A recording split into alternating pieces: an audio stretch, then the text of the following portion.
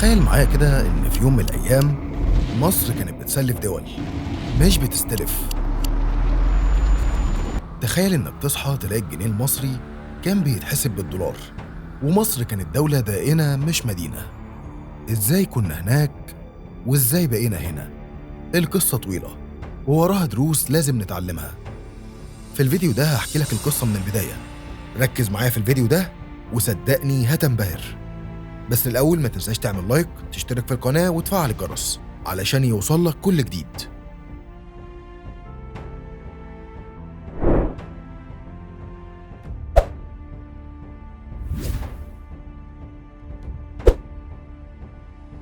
في سنة 1854 مسك سعيد باشا الحكم، وكان ابن محمد علي، ومعروف إنه كان بيحب يعمل حاجات بشكل عصري وحديث، لكن ما كانش عنده الخبرة الكافية في إدارة اقتصاد الدولة.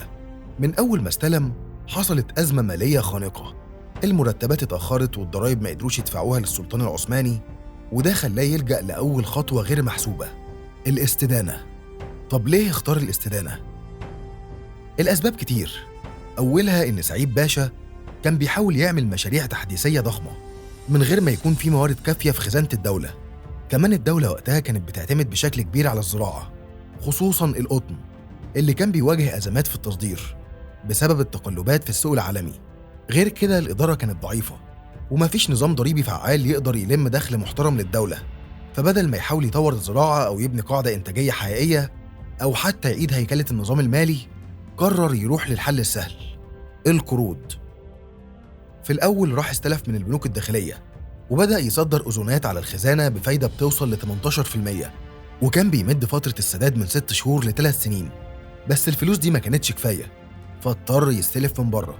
دي كانت المرة الأولى في تاريخ مصر الحديث اللي الدولة تستلف من الخارج، والرقم وقتها كان ضخم جدا: 8 مليون جنيه استرليني ديون طويلة و9 مليون ديون قصيرة، وده رقم رهيب وقتها مقارنة بميزانية مصر. المشكلة مش بس في المبلغ، لكن كمان في إن مفيش خطة للسداد ولا رؤية اقتصادية ولا حتى مشروع قومي يبرر القروض دي. سعيد باشا مات وساب ورث تقيل من الديون. لما جه الخديوي إسماعيل وعد الناس إنه هيمشي بسياسة مالية جديدة، وفعلا قال جملته الشهيرة: عزمت أن أرتب لنفسي مخصصات لا أتجاوزها أبدا. بس بعد شوية لقيناه بيكمل نفس المسار وبشكل أضخم كمان. كان عنده طموح إنه يخلي مصر جزء من أوروبا، وده خلاه يفتح باب الاستيراد على مصراعيه، بنى قصور، بقى يعمل حفلات فخمة ويصرف بلا حساب. من ضمن المشاريع اللي بدأها مثلا بناء دار الأوبرا الخديوية، وأنشأ شبكة سكة حديد، وتحديث مدينة القاهرة بنمط معماري أوروبي، وتشييد قصر عابدين اللي كان بيعتبر واحد من أفخم القصور في الشرق الأوسط وقتها. غير كده أنفق على احتفالات افتتاح قناة السويس حوالي 2 مليون جنيه، وده رقم مهول بالنسبة لاقتصاد الدولة وقتها، ده غير الهدايا الفخمة اللي اتقدمت لضيوف أجانب. في عهده الديون الخارجية لمصر تجاوزت 100 مليون جنيه، وكل ده من غير ما يكون في عائد اقتصادي حقيقي يرجع على الشعب. يعني ببساطة إسماعيل كان بيصرف علشان يلمع صورته، مش علشان يطور البلد. وفي الآخر الشعب هو اللي دفع الثمن، مش بفلوسه بس، لأ، بدمه كمان لما حصل التدخل الأجنبي. الديون اللي تراكمت في عهد الخديوي إسماعيل فتحت الباب للتدخل الأجنبي. بريطانيا وفرنسا بعتوا مراقبين ماليين وحطوا وزراء في الحكومة المصرية علشان يضمنوا حقوقهم، وبعدين لما الأمور اتأزمت أكتر لقيناهم بيحتلوا مصر رسمياً سنة 1882. الاحتلال جه تحت شعار حماية مصالح الدائنين، بس الحقيقة إنهم جم ينهبوا موارد البلد. وفي أول سنين الاحتلال حصل تطور اقتصادي سريع، زادت فيه نسبة المساحات الزراعية وبقى فيه إنتاج كبير خصوصاً في القطن. بس المكاسب دي كلها ما كانتش لمصر، كانت بتروح للدائنين. مصر دفعت 145 مليون جنيه علشان تسدد ديون كانت 30 مليون جنيه بس، يعني دفعنا فوايد وصلت ل 115 مليون، ودي كانت فلوس كافية تغير مستقبل البلد لو اتصرفت صح. لو حبينا نوضح حجم الأزمة بالأرقام هنلاقي إن مصر كانت بتدفع سنوياً حوالي 4.5 مليون جنيه فوائد، في حين إن دخل قناة السويس بالكامل وقتها ما كانش بيزيد عن 1.5 مليون جنيه.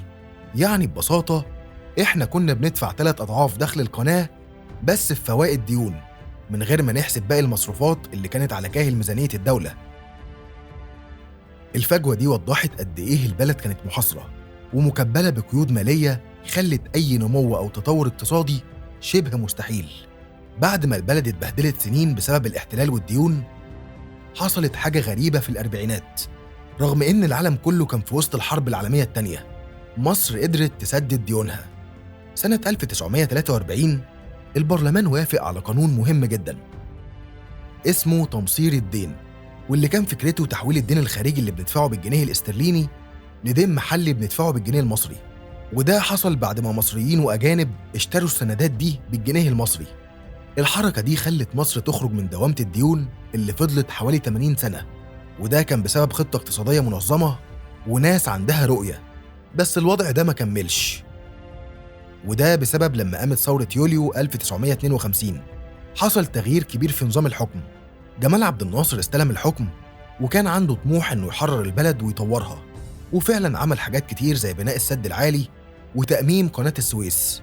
بس الحروب اللي خاضتها مصر بعد كده، حرب 56 والنكسة في 67 وحرب 73، أثرت بشكل رهيب على الاقتصاد. تم تدمير البنية التحتية واضطرينا نلجأ للقروض مرة تانية.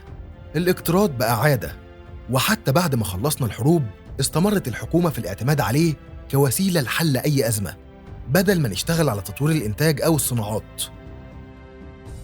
لكن من أول السبعينات ومع سياسة الانفتاح بدأت مصر تعتمد أكتر على الاستيراد، وبدأت العملة تفقد قيمتها تدريجياً. في الثمانينات الدولار بقى ب70 قرش، وفي التسعينات وصل ل3 جنيه و40 قرش. بعدها في 2003 حصل أول تعويم جزئي للجنيه، والدولار بقى ب5 جنيه و30 قرش. لكن الكارثة الحقيقية كانت في 2016 لما الدولة قررت تعمل تعويم كامل للجنيه، وفجأة الدولار طلع من 8 جنيه و80 قرش ل 18 جنيه في أقل من شهر. وفي 2023 الدولار تخطى 30 جنيه ووصل ل 40 جنيه في السوق السوداء. يعني من 1960 لحد النهاردة الجنيه فقد أكتر من 98% من قيمته. وده معناه ببساطة إن لو الدولة عندها دين خارجي ثابت فهي بتدفعه بالجنيه اللي قيمته بتقل، وده بيخلي كل دفعة دين أغلى من اللي قبلها.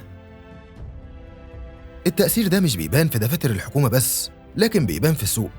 المواطن العادي بيشوفه في سعر الرغيف وفي فواتير الكهرباء وفي ثمن المواصلات، وكل ما الجنيه يضعف الدين يكبر والحياة تغلى. تطور الدين من 2011 ل 2024. خلينا نرجع بيك ليوم بعد الثورة سنة 2011. مصر كانت خارجة من حالة عدم استقرار سياسي، والمؤسسات الاقتصادية كانت شبه واقفة. السياحة واحدة من أكبر مصادر الدخل القومي تراجعت بنسبة أكتر من 80%، وتحويلات العاملين بالخارج بدأت تنخفض، والاستثمار الأجنبي هرب، واحتياطي النقد الأجنبي نزل من 36 مليار دولار لأقل من 15 مليار. الدولة كان لازم تلاقي حل علشان تدفع مرتبات وتمول دعم السلع وتسد عجز الموازنة اللي كان بيتزايد كل سنة، وكانت البداية إننا نستلف. سنة 2012 الدين الخارجي لمصر كان حوالي 34.8 مليار دولار، لكن مع بداية 2014 ومع سياسة التوسع في المشروعات القومية ابتدينا نشوف طفرة في أرقام الدين. مشروعات زي العاصمة الإدارية، شبكة الطرق، الكباري، محطات الكهرباء العملاقة، مشروع ال1.5 مليون فدان، كلها كانت محتاجة تمويل ضخم. وفي الوقت اللي الموارد كانت محدودة تم الاعتماد بشكل كبير على القروض، سواء من دول الخليج أو من مؤسسات دولية زي صندوق النقد الدولي والبنك الدولي، أو حتى من إصدار السندات في الأسواق العالمية.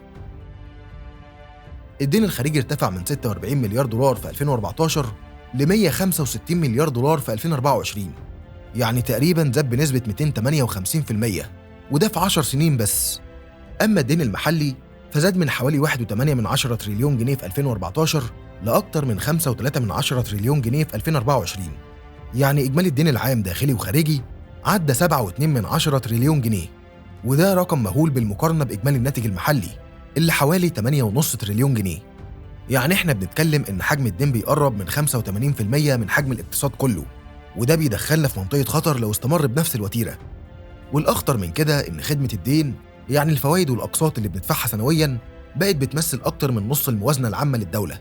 يعني من كل 100 جنيه الحكومة بتحصلهم أكتر من 50 جنيه بيروحوا للديون، والمواطن بقى يحس ده في شكل نقص خدمات، تقشف، ارتفاع ضرائب، أو تأجيل مشروعات كانت ممكن تحسن معيشته. يعني من الآخر الدين بقى مش مجرد رقم في دفتر، ده بقى حمل يومي بنشيله كلنا.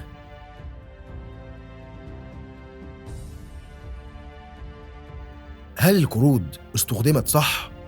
في قاعدة اقتصادية بسيطة بتقول الاستدانة مش دايما حاجة وحشة، طالما بتعرف تستخدم القروض في مشروع يرجع لك عائد ويغطي أصل الدين وفوائده. يعني مثلا لو استلفت علشان تبني مصنع، المصنع هيشتغل ويبيع، والدخل اللي هيجي منه يسدد الدين ويكسب كمان. لكن في حالتنا الصورة مش وردية قوي. نسبة كبيرة من القروض اللي خدناها بعد 2014 ما راحتش لمشروعات إنتاجية حقيقية، أو على الأقل مش كلها. جزء كبير جدا منها راح لتخطيط عجز الموازنة. يعني الدولة كانت بتستلف علشان تدفع مرتبات موظفين أو تمول دعم السلع أو تسد مصاريف يومية. تخيل كده سنة 2023 الدولة دفعت حوالي 1.3 تريليون جنيه على شكل فوائد بس للديون اللي عليها. الرقم ده يمثل أكتر من 54% من إجمالي الموازنة العامة. يعني أكتر من نص فلوس الدولة راح لفوائد، مش حتى الأصل دين. طب والباقي من الموازنة؟ التعليم بياخد حوالي 185 مليار جنيه بس، وده رقم قليل جدا مقارنة بعدد الطلاب اللي بيزيد كل سنة. الصحة بتاخد حوالي 130 مليار، ومفيش مستشفى حكومي تقريبا مش محتاج تطوير. والبحث العلمي بياخد أقل من 25 مليار. يعني اللي المفروض يستثمر في مستقبل البلد بياخد أقل من 10% من اللي بندفعه كفوائد ديون. طب هل إحنا لوحدنا نحس؟ يعني هنفضل في الدوامة دي كتير؟ في دول كتير كانت زينا وأسوأ كمان، زي البرازيل. قبل دا سيلفا ما يمسك الحكم، البرازيل كانت على وشك الإفلاس. معدلات الفقر كانت بتغطي أكتر من 30% من السكان، والتعليم منهار، والرعاية الصحية شبه منعدمة في المناطق الفقيرة، والتضخم كان بياكل أي نمو اقتصادي. المشكلة الأكبر إن السياسات الاقتصادية كانت بتركز على الأغنياء والمستثمرين الكبار، وسايبة الطبقة المتوسطة والفقيرة في الهوا. لما جه دا سيلفا قرر يقلب المعادلة، يبتدي من القاع، من الناس اللي ما عندهاش. أطلق برنامج بولسا فاميليا اللي كان بيدي دعم مالي شهري مشروط للأسر الفقيرة علشان يبعتوا أولادهم المدارس وياخدوا تطعيماتهم. ركز كمان على البنية التحتية في المناطق الريفية، وبدأ مشاريع لتأهيل الشباب والستات لسوق العمل. نجح البرنامج في خفض نسبة الفقر لأكتر من النص، البطالة قلت، الاحتياطي النقدي زاد، ودا سيلفا نجح يخلي بلده واحدة من أقوى 10 دول اقتصادياً في العالم، وكل ده في 8 سنين بس. طب مصر بتعمل إيه دلوقتي؟ التجربة المصرية من وقت ما استلم الرئيس عبد الفتاح السيسي الحكم، وهو شايف إن مصر محتاجة تغيير شامل في البنية التحتية والاقتصاد علشان تواجه التحديات اللي تراكمت على مدار عقود. الراجل استلم بلد خارجة من ثورتين، وعندها تضخم وبطالة وعجز في الموازنة، وشبكة طرق متهالكة، وكهرباء بتفصل، وسياحة شبه واقفة، وكل ده وسط إقليم ملتهب من حواليها. السيسي قرر يبص للمستقبل، وابتدى بمشاريع ضخمة زي العاصمة الإدارية الجديدة، وشبكة الطرق القومية، ومحطات كهرباء حديثة، ومشروعات إسكان اجتماعي، بجانب مدن جديدة على السواحل وفي الصحراء. الهدف الأساسي من المشروعات دي كان تحريك عجلة الاقتصاد، وتوفير فرص شغل، وجذب استثمارات.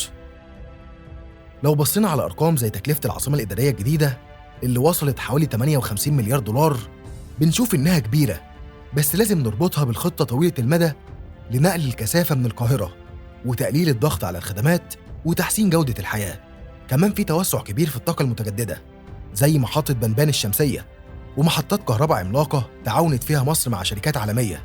وفي ظل وباء كورونا والحرب الروسية الأوكرانية والتضخم العالمي، الاقتصاد المصري واجه ضغوط ضخمة أثرت على العملة والسوق، لكن مصر قدرت تحافظ على معدل نمو إيجابي عكس دول تانية دخلت في ركود.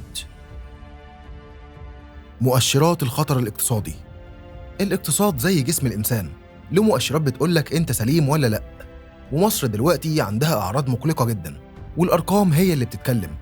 خلينا نبدأ بخدمة الدين الخارجي، يعني الفوائد والأقساط اللي بنسدها على القروض الخارجية بس. في سنة 2024 المبلغ ده وصل ل 33 مليار دولار في سنة واحدة، رقم ضخم جدا، خصوصا لما تعرف إن احتياطي النقد الأجنبي كله في البنك المركزي حوالي 35 مليار دولار. يعني اللي بندفعه على الديون تقريبا بيساوي كل الاحتياطي النقدي اللي معانا، وده بيخلي البلد ماشية على حبل مشدود. أي أزمة مفاجئة ممكن تخلينا نقع. ندخل على الصادرات. مصر بتصدر سنويا حوالي 45 مليار دولار، منهم 25 مليار صادرات بترولية وغاز، و20 مليار صادرات غير بترولية. يعني لو شلنا البترول اللي سعره مش ثابت ومش في إيدينا، فاحنا دخلنا الحقيقي من التصدير محدود جدا، وفي نفس الوقت بنستورد بحوالي 80 مليار دولار في السنة. يعني عندنا عجز في الميزان التجاري يقارب 35 مليار دولار. ده معناه إن احنا بندفع عملة صعبة أكتر بكتير من اللي بندخلها، وعلشان نعوض الفرق بنستلف من بره. وزي ما قلنا مش بس بنستلف، احنا كمان بنستلف بفوائد عالية، خصوصا لما نلجأ للسندات الدولية اللي ممكن توصل فايدتها ل 11%، زي اللي حصل في آخر إصدار سنة 2023. نسبة الدين العام للناتج المحلي كمان مش في الوضع الآمن. صندوق النقد الدولي بيعتبر أي دولة توصل نسبة دينها ل 60% من الناتج المحلي تدخل منطقة الخطر، وإحنا دلوقتي حوالي 85%.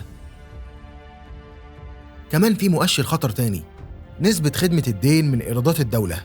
يعني من كل 100 جنيه بتكسبهم الدولة من الضرائب والرسوم، حوالي 54 جنيه بيروحوا لفوائد وأقساط ديون، والباقي ما بيكفيش حتى الحاجات الأساسية. والنتيجة تقشف، ضرائب جديدة، تقليل دعم، وتأجيل مشاريع حيوية. يعني باختصار المؤشرات كلها بتقول إن الوضع صعب، وإن لو ما خدناش خطوات حقيقية وسريعة ممكن نوصل لنقطة مش هنرجع منها بسهولة. خطر السندات الدولية. خلينا أشرح لك يعني إيه سندات دولية بطريقة بسيطة. السندات هي ورقة بتقول فيها للمستثمر الأجنبي اديني فلوس دلوقتي وهسددها لك بعد عدد معين من السنين بفايدة سنوية متفق عليها. وده ممكن يكون مفيد جدا لو البلد في وضع اقتصادي قوي وعندها خطة واضحة للسداد. لكن المشكلة في حالة مصر إن السندات اللي الدولة أصدرتها كانت بفوائد عالية جدا، وصلت في بعض الإصدارات ل 10.8%، وده رقم كبير جدا بالنسبة لأي اقتصاد.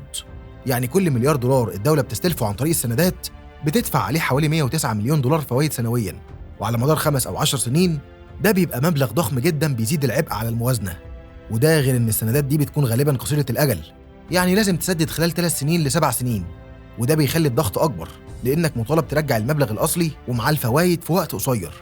والمشكلة كمان إن المستثمرين اللي بيشتروا السندات دي عارفين إن الاقتصاد فيه مخاطرة، فبيضغطوا على الدولة علشان ياخدوا فوائد أعلى.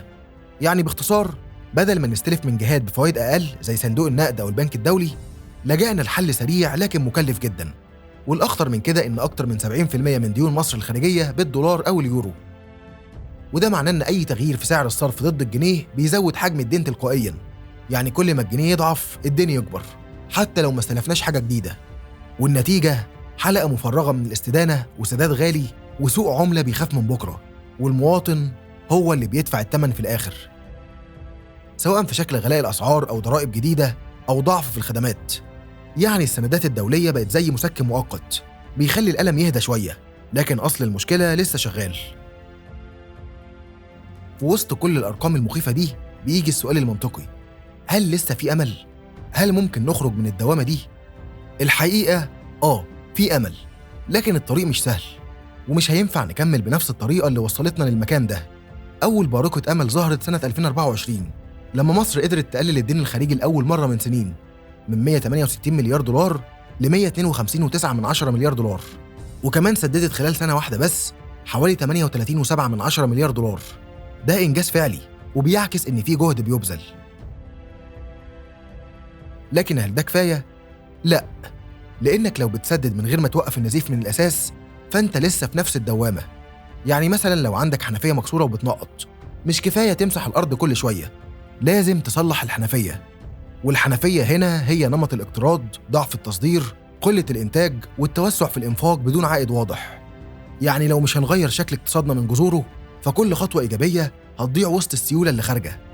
الأمل الحقيقي هيجي لما نعمل التالي: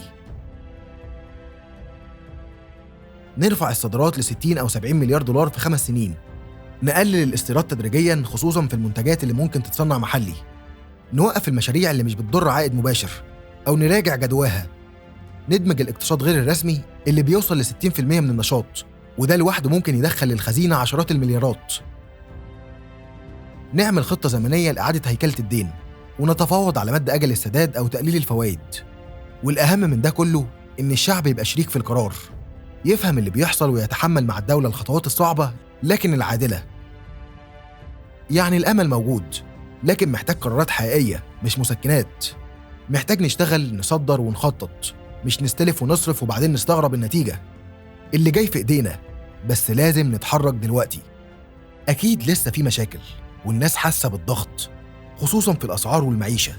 بس كمان في محاولات واضحة علشان نأسس لبنية تحتية قوية تقدر تبني عليها اقتصاد حديث. التحدي الحقيقي هو إننا نحقق توازن بين الإنفاق على البنية التحتية والاستثمار في الإنسان نفسه من صحة وتعليم. تعال نبص على مصر مثلاً. لما تبقى مديون لدول أو مؤسسات دولية بيبقى صعب جداً تاخد قرارات حادة أو مستقلة، خصوصاً في ملفات حساسة. خلينا أديك مثال. سد النهضة. مصر عندها أزمة وجودية مع أثيوبيا بسبب السد، بس في الوقت نفسه في علاقات اقتصادية بتمتد لجهات دولية ليها مصالح في الطرفين. يعني أي تحرك مصري لازم يتحسب له 1000 حساب علشان ما يزعلش جهة ممولة أو يعرضنا لعقوبات اقتصادية. نفس الشيء مع ملفات زي الأزمة الليبية أو الوضع في غزة أو العلاقات مع أمريكا والصين وروسيا. كل قرار سياسي كبير بيبقى مربوط بسؤال بسيط: هل ده ممكن يضر تمويل معين أو يخلي جهة دولية توقف قرض؟ في وقت من الأوقات مصر كانت بتلعب دور الوسيط والمحور في المنطقة بصوت عالي وقرار مستقل، لكن مع تضخم الديون صوتك السياسي بيتأثر، لأن أي هزة ممكن تكلفك مليارات. يعني ببساطة الاستقلال السياسي الحقيقي بيبدأ من الاستقلال المالي، ولو عايز قرارك يفضل في إيديك لازم تكون قادر تمول نفسك من شغلك مش من قروض غيرك. وده واحد من أخطر تأثيرات الديون اللي بنشوفها في الميزانية لكن بنعيشها في السياسة. في وسط الأزمات اللي بتمر بيها مصر، السؤال اللي دايما بيتكرر: هل في أمل؟ الإجابة ببساطة هي نعم، بس محتاجة شغل وإرادة. مفيش أزمة ما بتنتهيش، لكن الطريقة اللي بنواجه بيها بتفرق. مصر تقدر تبدأ بخطوة صغيرة، إنها تراجع سياساتها الاقتصادية وتقلل من الاعتماد على القروض المتكررة اللي ملهاش خطة واضحة. الأولوية لازم تتحول من المشروعات العملاقة للمواطن العادي اللي بيصحى كل يوم بيحارب علشان يعيش. الدعم لازم يروح للناس اللي فعلا محتاجة، مش للقطاعات اللي مش بتنتج أو بتستنزف ميزانية الدولة. العقول المصرية اللي سابت البلد محتاجة تحفيز وترحيب علشان ترجع وتشتغل على تطوير مصر من جواها. الدور الحقيقي للجيش لازم يفضل في حماية حدود الدولة، مش منافسة القطاع الخاص. وجود سوق حر نزيه بيشجع الاستثمار وبيفتح فرص شغل وبيقلل الفساد، والفساد هو العدو الأول لأي تنمية. محتاجين قوانين قوية تتطبق على الكل من غير تفرقة، ومحتاجين ندي فرص حقيقية للناس المتعلمة والمتخصصة علشان تمسك زمام الأمور. العدل والحرية مش رفاهية، دول أساس الاقتصاد السليم. لما المواطن يحس إنه عايش في بلد بتحترمه بيشتغل أكتر وبينتج أكتر، وده بيترجم في النهاية لنمو حقيقي ومستدام. في النهاية إحنا مش أول بلد تتعرض لأزمة ومش آخر بلد. في تجارب قدامنا نجحت رغم إن بدايتها كانت أصعب مننا. الحل مش مستحيل، بس محتاج نية حقيقية وإدارة من الحكومة وثقة من الشعب. مصر تستحق إننا نحلم بيها أحسن ونشتغل علشان تبقى زي ما كانت زمان وأحسن كمان. لو لقيت الموضوع مفيد شاركه مع غيرك علشان الكل يفهم الحقيقة. لو لسه بتتفرج لحد دلوقتي شكراً إنك كملت معانا لآخر الفيديو. لو عجبك التقرير ما تنساش اللايك والاشتراك علشان يوصلك كل جديد. نشوفك في الفيديو الجاي. سلام.